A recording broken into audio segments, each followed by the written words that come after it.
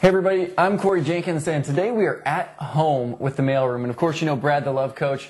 We're just sitting here talking a little bit, and we want to make sure that you guys have a better idea about exactly what you can expect from the mailroom. So Brad, the Love Coach, what can our viewers expect from the mailroom? Our viewers can expect a lot. I hope they're going to expect a lot from us because we're really like throwing ourselves out there. This whole show, you know, the whole mailroom, you know, the whole idea is all about us guys, you know, having a place to share some dialogue and to have some conversation with the world and to have women know kind of what we're going through and what our thoughts are, because we're not these so-called cavemen anymore, and we actually have feelings and we actually think things, and you know, we don't just think with our penises all the time. Not all the time, ladies.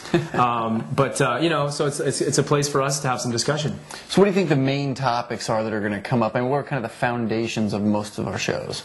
You know, the foundation is really, I think, you know, it's just kind of everyday life. It's like all the different topics you and I talk about every day. You know, it's all the different things guys are going through, and just bringing those things up. So anything from relationships and sex to money to politics to, you know, all different things, but kind of on the foundation of you know, how guys view this and how it relates to us, and then eventually really how it relates to our relationships, because it affects all of that stuff. So we have a tagline for the show, and the show is that it's a show for women about men. Who do we expect our viewing audience to be? Because it's clearly not just going to be women. No, it's not just for women. It's actually, the idea of the show is really for everybody. But, you know, women, we really want to give women a window into what we're thinking. But at the same time, we want to give guys an opportunity to check this out. And I think guys will be more apt to seeing it when they see real men, genuine men who are honestly like putting themselves out there and talking about these issues that most guys are thinking about but don't really have a place to go to talk to about it. Cool, I like that. And you know, there's a question that I constantly get when everybody sees my stuff on YouTube or on my website. They're constantly saying, Corey, who's this guy, Brad the Love Coach, is with you? What's the story with the Love Coach guy? And so I wanted to ask you, because when you and I first met, you introduced yourself in a different environment as Brad the Love Coach. And at first I chuckled a little bit, but then someone asked you a question. They said, well, who is it that you teach about people loving? And you said loving themselves. And I thought, oh, wait a minute, maybe this guy has some depth of something that I hadn't gotten before. So tell me about Brad the Love Coach and what that means and why you're qualified to be on a show and to sort of pioneer the show called The Mailroom. Thank you for that question. So the whole love coaching thing came about. Basically, the whole love coaching thing is I use that because it kind of grabs people's attention. It's not about romantic love per se. It's more about self-love. It's about you learning, all of us learning to love ourselves. Because in my life, the greatest challenge I have faced is learning to love myself. It has been the #1 obstacle I have come across, is learning to love yourself in all areas of your life, not just some of them, but in all of them. And not like yourself, not like just kind of enjoy yourself, but like really love yourself, like the good, the bad, and the ugly. And so I became a love coach because I've really been practicing that in my own life, so I feel like I have some facility to talk about it, because I've been to some dark places.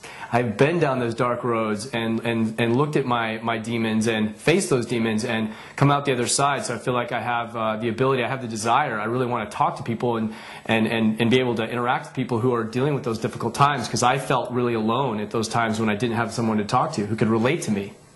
You know, I love that explanation, Brad, because one of the things that I didn't understand until the last couple of years of my life was that if I was comfortable with the decisions I was making, in other words, if I was always checking in with myself to say, is this in alignment with how I want my life to be, even if it was a tough conversation I had to have with somebody else, maybe telling the truth about something I wasn't excited about, or just accepting in my own reality that there is a character defect I have that I want to improve, that's what it meant to me to start loving myself. And it was amazing how when I was willing to have an uncomfortable conversation, or I was willing to accept a character defect, how quickly I could repair that, move beyond, and then a whole new world opened up to me. So, you know, that's what I love about what you say, loving yourself. Yeah, because I mean, the thing is like I'm basically like throwing myself out there saying, yeah, I'm this expert, you know, in loving yourself, and that's okay. It's taken me a long time to get to that point, but I'm not saying that like I'm better than anyone else or I have all the answers. It's just that I really know the questions to ask to point you back to yourself. You know, because everyone has to learn to love themselves in their own way,